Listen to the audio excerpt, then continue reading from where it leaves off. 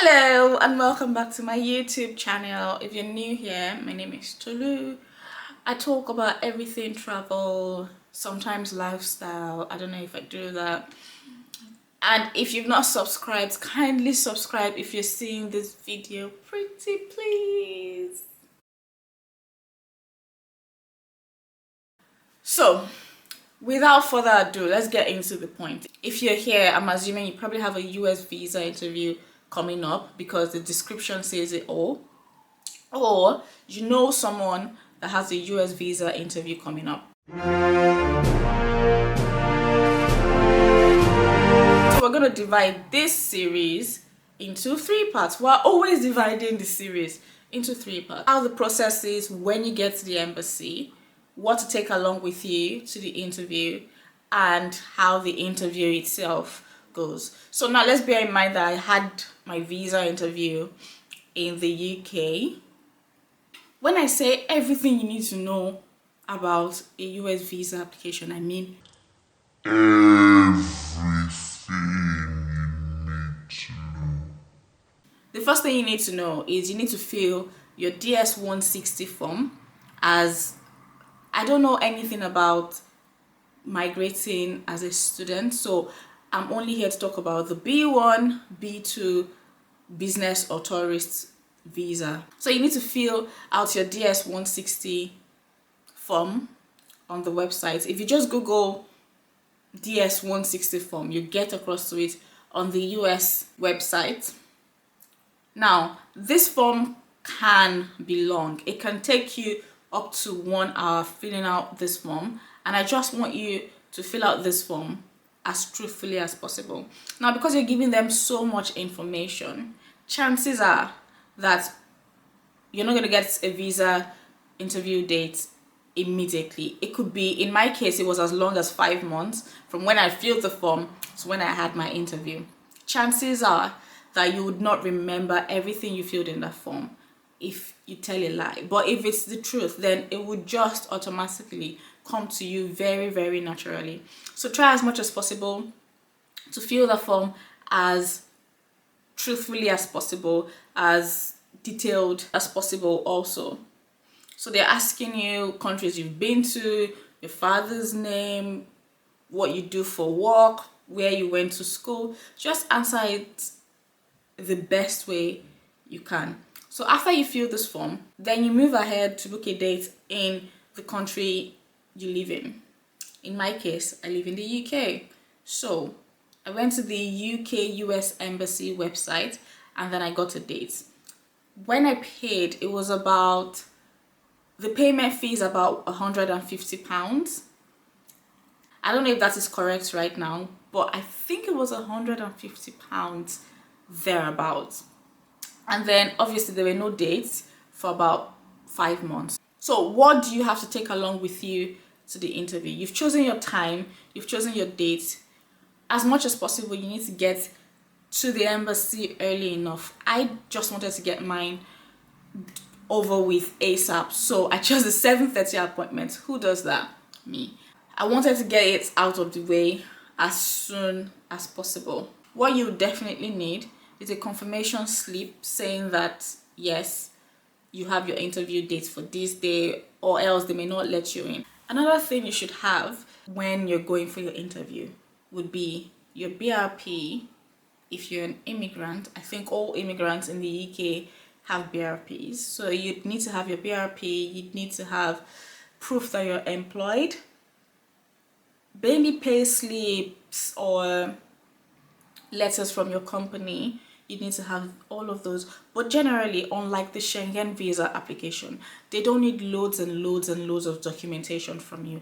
At least to the best of my knowledge, from other people they interviewed, I never heard them talk about bring out your bank statement. If you're a student, if you're applying for a student visa, this would probably be different. Understandably so.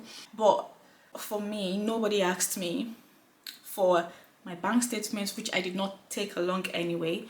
But one thing I knew was a very strong backing for me had to be my work.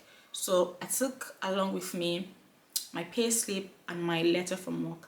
Outside that, I did not print off any flight tickets because It's a visa interview. How would you know if you're going to be given the visa and you go ahead and book your flights? I don't think it's anywhere in the requirements saying you need to book your flight. So unlike the Schengen visa or all other visas, I did not have a letter of invitation from my friend, because everything about my friends that I mentioned I was going to do, I knew the numbers, I knew where they lived, I knew where they worked. So it's an easily verifiable information I was going to give them there and there. Bear in mind that when you're going, you're not allowed to bring laptops in, you're not allowed to bring a lot of things in. So just leave all of that at home if it is not extremely necessary. If it is extremely necessary for you to take those things with you, they have a safe room where you can keep all of those. Then you have to scan your bag through security. Then when you get to the front desk, there's someone who is checking you and then giving you a number. That number is your code throughout the day. And then you go upstairs. There are 2 slots. I've had people tell me, oh, they thought the first stand is where you get your interview. No, the first stand is where they check your BRP, they check the passport you took along with you, they check all of that. Then you go on to the queue to the left. This time you're actually facing the actual visa officer. Now, this is where shit gets real. A lot of you can be nervous, and they expect that. They expect you to be nervous. But when it's your turn for the interview, the first thing you have to have at the back of your mind is truthfulness. You have to be truthful, because they are just scanning you. These people are psychologists. They're just scanning you to see the littlest thing that goes off track from what you say. They're scanning you to see if you probably go to the US, you claim to be a visitor, but you have plans to not return to your country. They need to be able to see through you. If you are straightforward as you can be, this will help you a lot. Your decision can be made in as little as 30 seconds. So you need to give the right impression. And let's be honest, these people interview so many people in a day. What they need is for you to make just one mistake and your decision is already a no. They hand you the white slip telling you you've been rejected, and that's all. There's no explanation, there's no appeal, that's all. So you need to use this opportunity to give as much clarity as possible. You also need to, while giving as much clarity as possible, don't raise suspicion that you would not be coming back. Don't raise suspicion that you're going to the US to work, because one thing they absolutely do not want is someone going into their country to work, someone not leaving the country. The first thing I would really say is important is honesty. You totally have to be honest. You have to be straightforward. The second thing I found really useful is confidence. You don't go to the interview and you have shifty eyes. In as much as they expect that to happen, you want to maintain eye contact as much as possible. So they're talking to you and you're giving them a feedback. The third thing would be you want to give detailed answer. When I say detailed, I don't mean 5 sentences kind of detail, but instead of 1-word replies, you want to give, oh, what do you do for work? I am this type of work, I work in this, as a this. They want you to be a little bit more detailed.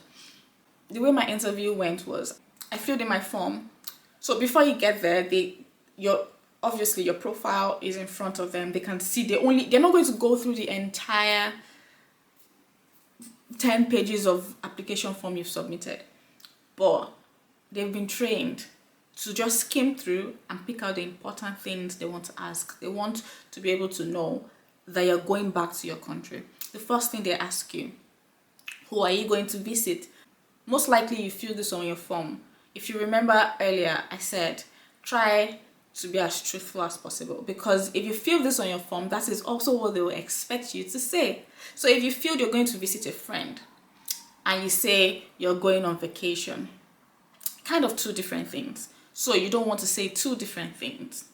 You're going to visit a friend. In my case, I was going to visit a friend.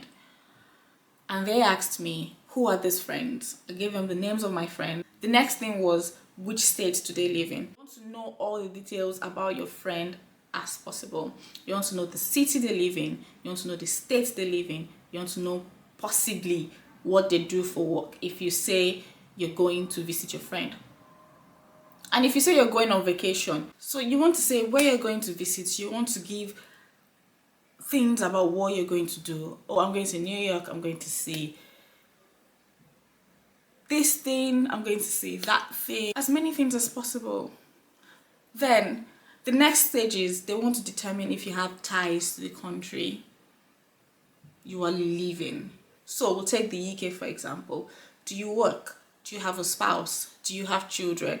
Do you have any reason to come back? I'm going to give myself as a typical example. I'm not saying everything I did was right, but I tried to apply for a US visa when I was a student in Ireland, but I couldn't get an appointment date early enough. The next time I could get from my appointment was towards when my program would be ending.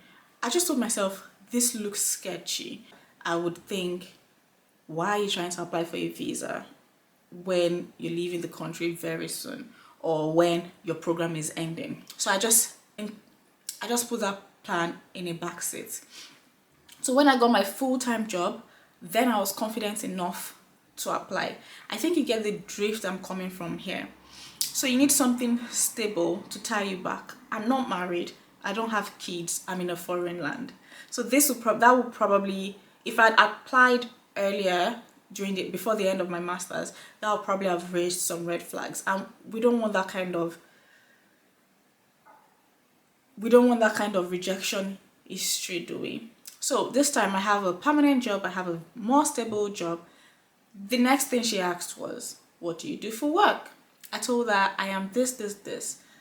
The sector I work in is quite a very popular one in the UK. So she asked me, is it this sector or that sector? And I gave her, it is this sector. Then she went a little bit deeper into why, what kind of physio are you?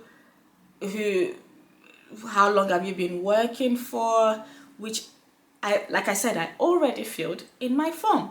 So I gave her the right details.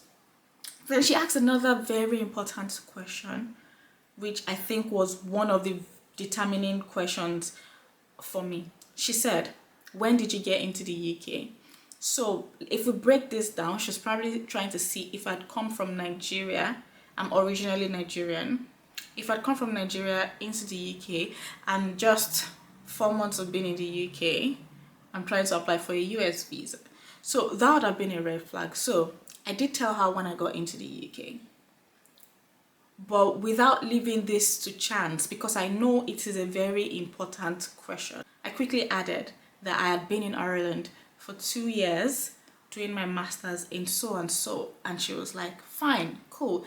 Then she went further to ask, how many countries have you been to outside the US and the UK? I'd already filled this on the form, but I decided to take this opportunity to show off a little. So I went, do you really want me to get into that? Do we have all day to get into that? At that time, I'd been to 28 countries. So I started listing them, and she herself had to be like, no, we're fine. So at that point, I knew that I was gonna get the visa. I just felt the questions extended a little bit more because she was trying to determine, is there anything lacking? Is there any reason for her to not come back home? Has she been out of the country a lot? Does she have any previous history of travel? So to conclude this video, I'm just going to say the main things you need for a stellar US visa interview is you need to be truthful, you need to be confident, and you need to be detailed in your response. If you've watched to this point and you've not yet subscribed, what are you still waiting for? Just a quick reminder that I did not apply for a student visa. I applied for a tourist visa, which falls under the category of a B1, B2 visa. And I applied for my visa in the London embassy. I hope this helps you prepare for your interview. and best of luck in your US visa interview. Bye.